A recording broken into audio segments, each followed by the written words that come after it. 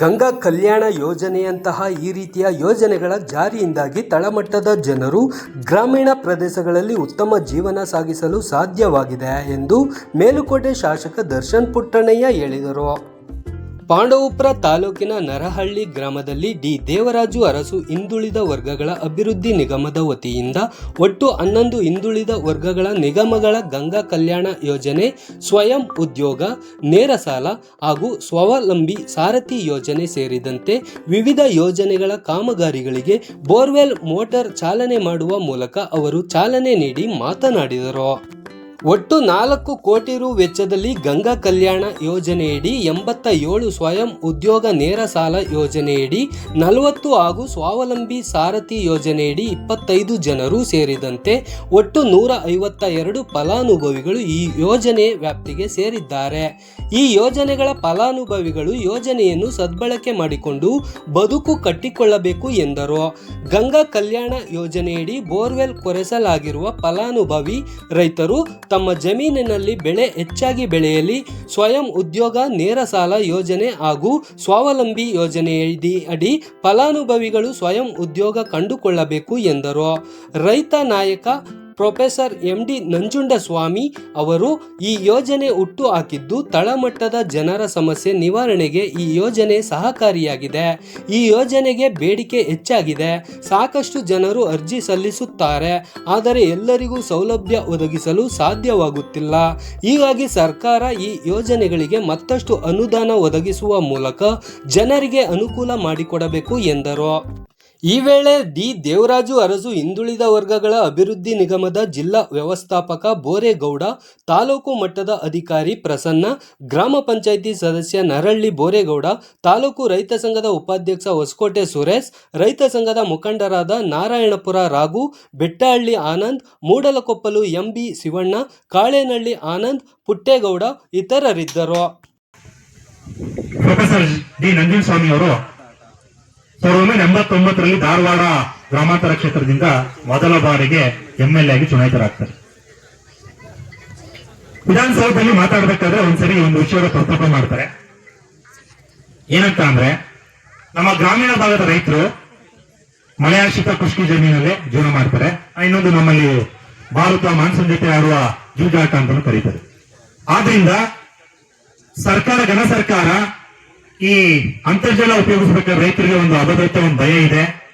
ಲಕ್ಷಾಂತರ ರೂಪಾಯಿ ದುಡ್ಡು ಖರ್ಚು ಮಾಡಿ ನೀರು ಬರದಲ್ಲೇ ಹೋದ್ರೆ ನಮ್ಗೆ ಸಮಸ್ಯೆ ಆಗ್ತದೆ ಅನ್ನೋ ಭಯದಲ್ಲಿ ಅಂತರ್ಜಲನ ಸಮರ್ಪಕವಾಗಿ ಬಳಸಿಕೊಂಡು ಕೃಷಿಯಲ್ಲಿ ನಾವು ತೊಡಗಿಸ್ಕೊತಿಲ್ಲ. ದಯಮಾಡಿ ಘನ ಸರ್ಕಾರ ಇದನ್ನ ಪರಿಗಣಿಸಿ ಒಂದು ಸ್ಕೀಮ್ ಅಂತ ಮಾಡಿ ಸರ್ಕಾರದಿಂದಲೇ ಉಚಿತವಾಗಿ ಕೊಳವೆ ಬಾವಿ, ಪಂಪು ಮೋಟು, ವಿದ್ಯುತ್ ಸಂಪರ್ಕ ಕೊಟ್ರೆ ಅವರ ಜೀವನಕ್ಕೊಂದು ದಾರಿ ಆಗ್ತದೆ, ಮನೆ ಬೆಳಗ್ತದೆ ಅಂತ ಹೇಳಿ ಮೊದಲ ಬಾರಿಗೆ 1989ರಲ್ಲಿ ವಿಧಾನಸಭೆಯಲ್ಲಿ ಧ್ವನಿ ಎತ್ತಾರೆ. ಆ ಧ್ವನಿ ನಿಮ್ಗೆ ಗೊತ್ತಿರಬೇಕು. ಇನ್ನೊಂದಂದ್ರೆ ರೈತ ನಾಯಕರು ಮತ್ತು ರೈತ MLA ಅವರಿದ್ದಾರೆ.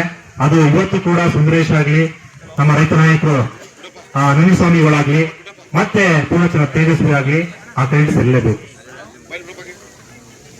ಅದನ್ನ ವಿಧಾನಸಭೆಯಲ್ಲಿ ವಿಷಯ ಪ್ರಸ್ತಾಪ ಮಾಡಿದ್ಮೇಲೆ ಅವತ್ತು ಅಂದಿನ CM ಆದ ಮುಖ್ಯಮಂತ್ರಿಗಳಾದ HD ದೇವೇಗೌಡರು ಅಂದಿನ ಮುಖ್ಯಮಂತ್ರಿಗಳಾಗಿರ್ತಾರೆ. ಈ ಯೋಜನೆ ಬಗ್ಗೆ ನಿಜವಾಗ್ಲೂ ಅವರು ಮೆಚ್ಚುಗೆ ವ್ಯಕ್ತಪಡ್ತಾರೆ. ಹೌದಲ್ವಾ, ರೈತರು ಉಳಿಬೇಕು ಅಂದ್ರೆ ಕೃಷಿ ಉಳಿಬೇಕು, ಕೃಷಿ ಉಳಿಬೇಕು ಅಂದ್ರೆ ನೀರಾವರಿ ಸೌಲಭ್ಯ ಕೊಡಬೇಕು.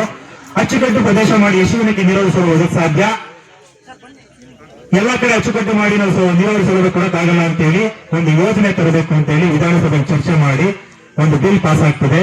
ಬಿಲ್ ಪಾಸ್ ಆಗಿ ಅದು ಅಂತಿಮ ರೂಪ ಪಡ್ಕೊಂಡಾಗ ಅದಕ್ಕೊಂದು ಯೋಜನೆ ಹೆಸರಿಡ್ತಾರೆ. ಅದೇ ಗಂಗಾ ಕಲ್ಯಾಣ ಸ್ಕೀಮ್. ಈ ಗಂಗಾ ಕಲ್ಯಾಣ ಮೂಲ ಕ್ರೆಡಿಟ್ ಮತ್ತೆ ಆ ಶ್ರೇಯ ಯಾರು ಸಲ್ಲಬೇಕು ಅಂದ್ರೆ ರೈತ ನಾಯಕ ಪ್ರೊಫೆಸರ್ ಡಿ ನಂಜುಂಡಸ್ವಾಮಿಗಳಿಗೆ ಸಲ್ಲಬೇಕು. ಅಂದ್ರೆ ಅವ್ರ ಇಚ್ಛಾಶಕ್ತಿ, ಅವ್ರ ದೂರದೃಷ್ಟಿ ಯಾವ ರೀತಿ ಇತ್ತು ಅಂತಂದ್ರೆ, ಒಂದು ಯೋಜನೆಗಳು ಇವತ್ತು ಕೂಡ ಮುನ್ನೆಲೆಯಲ್ಲಿ ಇವತ್ತು ಕೂಡ ಅಷ್ಟೇ ಬೇಡಿಕೆಯನ್ನ ಅಷ್ಟೇ ರೈತರಿಗೆ ವರದಾನ ಆಗಿದೆ ಅಂತ ಹೇಳಿದ್ರೆ ಅವ್ರಿಗೆ, ಅಂತ ಪುಣ್ಯಾತ್ಮರಿಗೆ, ಅಂತ ಮಹನೀಯರಿಗೆ ಸಲ್ಲತಕ್ಕಂತ ಇದು ಶ್ರೇಯ ಮತ್ತೆ ನಾವು ಕೃತಜ್ಞತೆ ಆಗಿರ್ಬೇಕು. ಅದೊಂದು ರೈತ ಸಂಘಟನೆಯ ಪ್ರೊಫೆಸರ್ ನಂಜುಂಡಸ್ವಾಮಿ ಅವರು ಈ ನನ್ನ ಒಟ್ಟಾಕಿರುವಂಥದ್ದು ನಮಗೆಲ್ಲ ಖುಷಿಯಾದ ಸಂಗತಿ.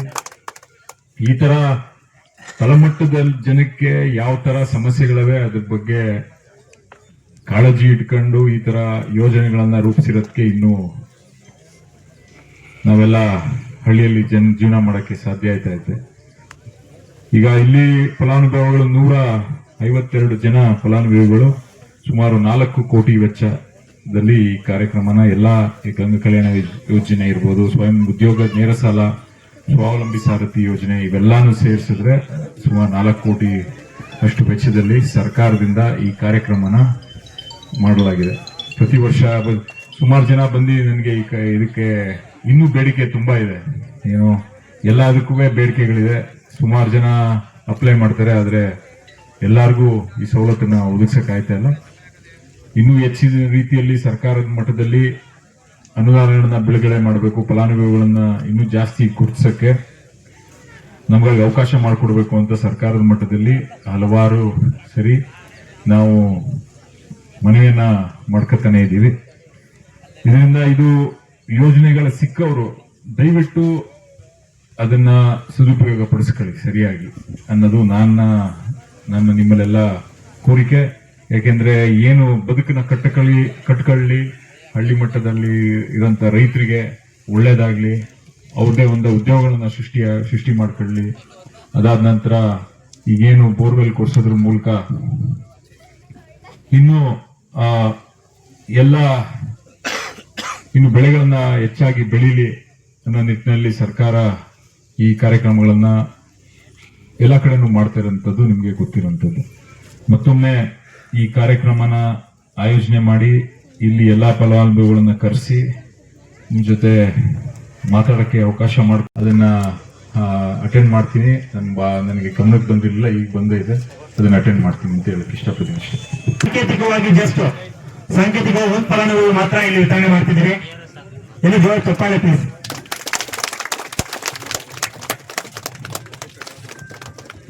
Thank you so much sir, thank you sir. ಈಗ ಒಂದು ನಿರೂಪಣೆ ಕಾರ್ಯಕ್ರಮ ಏನು ಸಭೆಯಲ್ಲಿ ಗೌರವ ಇದ್ದಾರೆ ನಮ್ಮನ್ನು ಶಾಸಕರಾಗಿ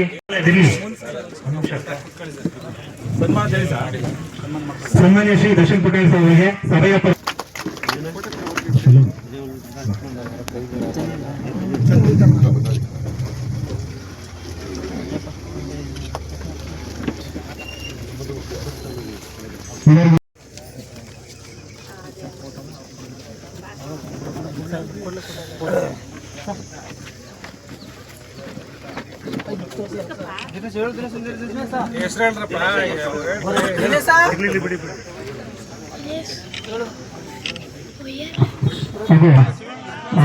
ಯುವ ಕಾಂಗ್ರೆಸ್ನ ಅಧ್ಯಕ್ಷರಾದಂತಹ ಚಂದ್ರರವರಿಗೂ ಅಭಿನಂದನೆಯನ್ನು ಸಲ್ಲಿಸುತ್ತಿದ್ದೇವೆ.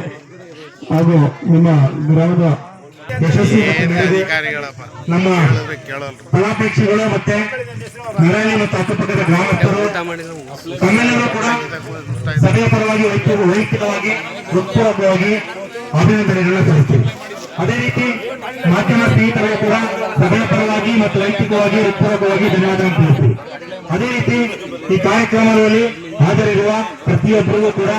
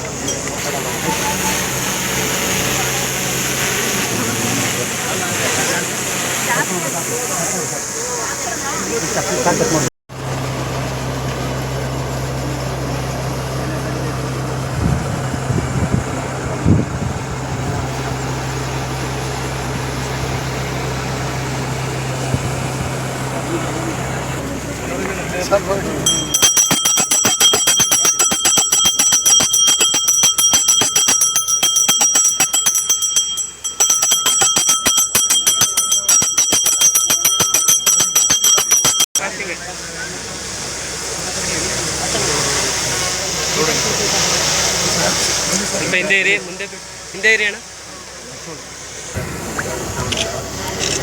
ಆ ಕಡೆ ಈ ಕಡೆ ಇದ್ರೆ ನಿಲ್ಸಿ.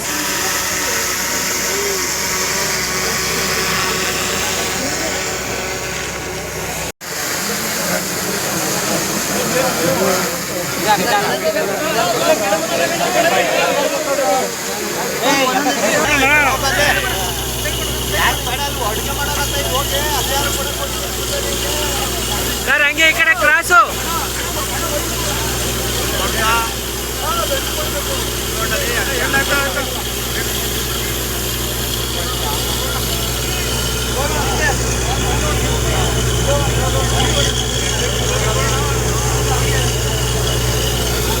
ಸಾಕು.